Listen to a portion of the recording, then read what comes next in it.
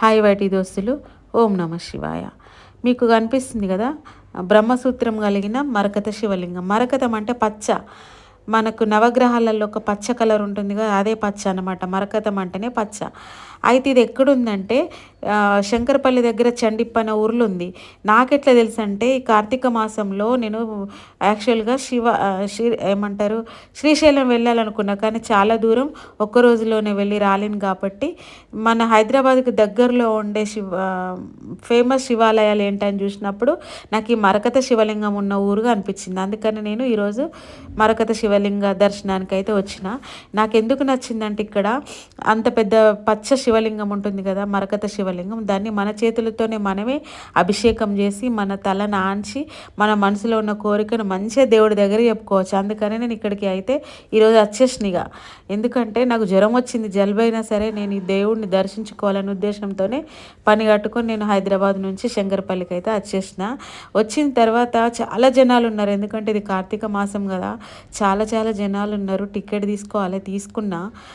అభిషేకానికి అయితే టికెట్ తీసుకున్నా. నాకు అభిషేకం చేయడం అంటే చాలా ఇష్టం శివుడికి. అందుకే నేను అభిషేకానికి టికెట్ అయితే తీసుకున్నా. మనల్ని బిందెల నీళ్ళు తీసుకొచ్చుకోమంటారు, తెచ్చుకున్నా. అట్లనే పాలు, కొబ్బరికాయ కూడా తీసుకొచ్చుకున్నా. నిజంగా ఈ గుడిలోకి వచ్చిన తర్వాత ఎంత ప్రశాంతంగా ఉంటుందంటే, అంతమంది జనాలు ఉన్నా కూడా ఈ పచ్చ శివలింగాన్ని, మరకత శివలింగాన్ని చూడగానే మన శరీరం అంతా పులకరించిపోతుంది. మనసులో ఉన్న కోరికలన్నీ వాటంతట అవే దేవుడికి మనమే విన్నవించేసుకుంటాం. ఇక నేనైతే నా మనసులో ఉన్న కోరికలను అయితే చెప్పుకున్నా. దేవుడా, నువ్వే నాకు దిక్కు, నాకు ఏమున్నా, కష్టం వచ్చినా నష్టం వచ్చినా నువ్వే చూసుకోవాలి. ఎప్పుడు నువ్వు నాకు తోడే ఉంటావు. ఈరోజు కూడా ఎప్పటికీ నేను చనిపోయేంత వరకు నువ్వు నా పక్కనే ఉండాలి, నా తోడే ఉండాలని చెప్పేసి దేవుడిని అయితే గట్టిగా కోరుకున్నా. ఇంకా నా వంతు రాలేదు, నేను ఇంకా వెయిట్ చేస్తున్నా. నా ముందు వాళ్ళకి అభిషేకం అయితే చేయడానికి పంతులు గారు అయితే అన్నీ రెడీ చేసుకుంటున్నారు, మంత్రాలు కూడా చదువుతున్నారు. అందుకని నేను పక్కకు నిల్చున్న బిందెలో నీళ్ళు పట్టుకొని, ఆయన ఆజ్ఞ ఇచ్చిన తర్వాతనే కదా మనం నీళ్ళు పోయాలిగా. నేనైతే నీళ్ళు పోయడానికి రెడీగా ఉన్నా, అభిషేకం చేయడానికి. నాకు ముందే శివుడికి అభిషేకం చేయడం అంటే చాలా ఇష్టం. ఇంకా బిందెడు నీళ్ళతో చేయాలంటే ఇంకా నాకు నా జన్మ ధన్యం అయిపోయింది అనుకున్నా. ఇంకా నేనైతే అభిషేకం చేయడం అయితే ఓం నమ శివాయ అనుకుంటా అభిషేకం అయితే చేయడం స్టార్ట్ చేశాను. నిజంగా దేవుడు ఎంత గొప్పవాడు కదా, ఎక్కడో ఎక్కడో ఉంటాడు, మనల్ని అక్కడికి ఆ దారి మనకు చూపిస్తాడు. ఎంత కష్టమైనా సరే, ఎంత ప్రాబ్లం వచ్చినా సరే, ఎంత ఇబ్బంది పడుకుంటైనా నేనైతే శివ దర్శనానికి అయితే వెళ్ళిపోతా, శివాభిషేకం అయితే చేసేస్తా. అలా వెళ్ళాలనుకున్న రోజు నాకు వెళ్ళకపోతే నాకు అస్సలు మంచి అనిపించదు. ఈ స్థల పురాణంకి వచ్చేసి ఏంటంటే, ఇది 11,000 సంవత్సరాల కిందిదంట. ఇది పచ్చ శివలింగం చాలా చాలా బాగుంది, చాలా మహిమగల శివలింగం, మరకత శివలింగం. ఇక్కడ ఇది ఒక్క శివలింగమే మహిమగలది కాదు, ఏ కోరికలైనా తీర్చడానికి శివుడు ఉన్నాడు. అంతేకాకుండా గుడి ప్రధాన గేటు దగ్గరికి రాగానే ఆ గేట్ ఎంట్రెన్స్లోనే కాలభైరవుడు ఉంటాడు. కాలభైరవుడి దగ్గర ఒకటి రాయి ఉంటుంది. ఆ రాయి మీద మన కోరిక కోరుకొని, శివయ్యని దలుసుకొని, ఆ రాయి మీద 2 చేతులు పెట్టి మనం ఒక కోరిక కోరుకుంటేనంట, మనం ఒకవేళ దేవుడు మన కోరిక తీర్చుతానని అనుకుంటే ఆ రాయి అయితే గుండ్రగా తిరుగుతుంది. ఒకవేళ దేవుడు అది తీరదని మనకు ముందే ఇండికేషన్ ఇస్తాడంటే అది రాయి తిరగదన్నమాట. అందుకని ఇంకా ఈ శివాభిషేకం తర్వాత నేను రాయి దగ్గరికి పోదాం అనుకున్నా. నేనైతే శివుడికి అభిషేకం అయితే నా మనస్ఫూర్తిగా చేసేసిన. ఈ జన్మకి ఇది చాలయ్య తండ్రి, నీ అభిషేకం చేయడమే, నీ సేవ చేయడానికే నేనున్నాను నేనైతే మనసులో గట్టిగా అనుకున్నా. ఇంకా నేను వీలైనన్ని సార్లు నేను నీళ్ళతో అభిషేకం చేస్తూనే ఉన్నా. ఆవు పాలతో కూడా చేసిన. ఇంకా అక్కడికి ఇలా జరగబుద్ధి అయితే లేదు, అట్లనే పోయాలనిపిస్తుంది. మా ఇంట్లో నా పిల్లలకి ఎట్లయితే స్నానం చేపిస్తానో అట్లనే నా శివయ్యకు కూడా నేను అంతే ప్రేమగా చేయిస్తున్నా. నేను మారేడు దళం పెట్టగానే మళ్ళీ పోస్తున్నారు వాళ్ళు, ఎందుకంటే వాళ్ళు పోసిన తర్వాత మళ్ళీ అది జారిపోతుంది కదా, అందుకని పడిపోకుండా మళ్ళీ పెడదామని నేనైతే ఎదురు చూస్తున్నా. మళ్ళీ ఒకసారి అవకాశం వస్తుందన్న ఉద్దేశంతో నేనైతే అట్లనే ఉంటున్నా. దేవుడికి తెలుసు నాకు అభిషేకం చేయాలంటే ఎంత ఇష్టం. అందుకే నేను ఏ అభిషేకంలో అయినా నేను ఖచ్చితంగా ఉంటా. ఎంత జనాలున్నా సరే నేను దేవుడికైతే అభిషేకం చేపిస్తా. ఇంకా నా అభిషేకం అయితే అయిపోయింది. దేవుడికైతే ఇంకా వచ్చేసి ఇక్కడ బయట కూడా ఒక శివలింగం పెద్దది ఉంటుంది. నేనైతే కొబ్బరికాయ కొట్టి కొబ్బరి నీళ్ళతో కూడా ఇక్కడ కూడా శివయ్యకు మంచిగా మొక్కుకొని శివాభిషేకం అయితే చేసేస్తున్నా.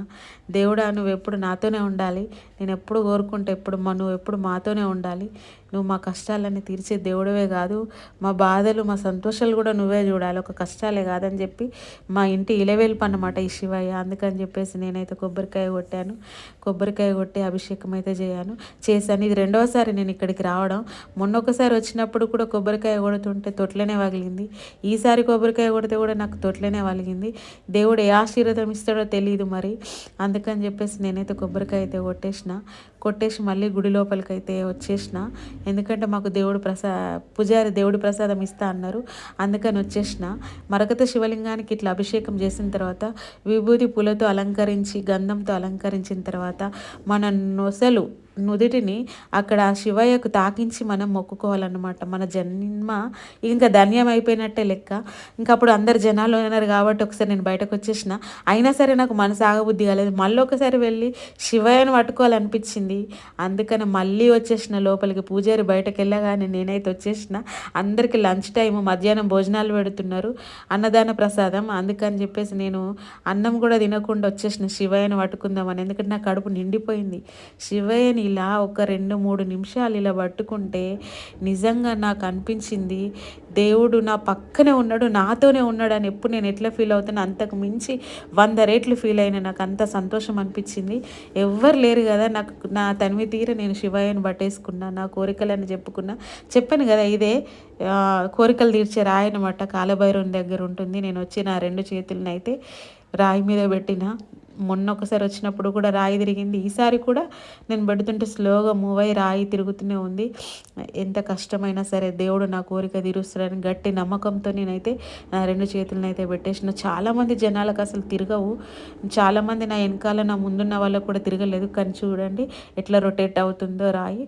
నాకైతే చాలా హ్యాపీ అనిపించింది. ఎందుకంటే నిజంగా నేను ఇంత ఒక 1.5 అవర్ జర్నీ చేసి వచ్చినా కూడా నాకు అంత అలసిపోయినట్టు అనిపించింది కదా జర్నీలో. కానీ ఇలా ఈ రాయి మీద నా చేతులు పెట్టగానే ఆ రాయి తిరుగుతుంటే మాత్రం చాలా సంతోషమైంది.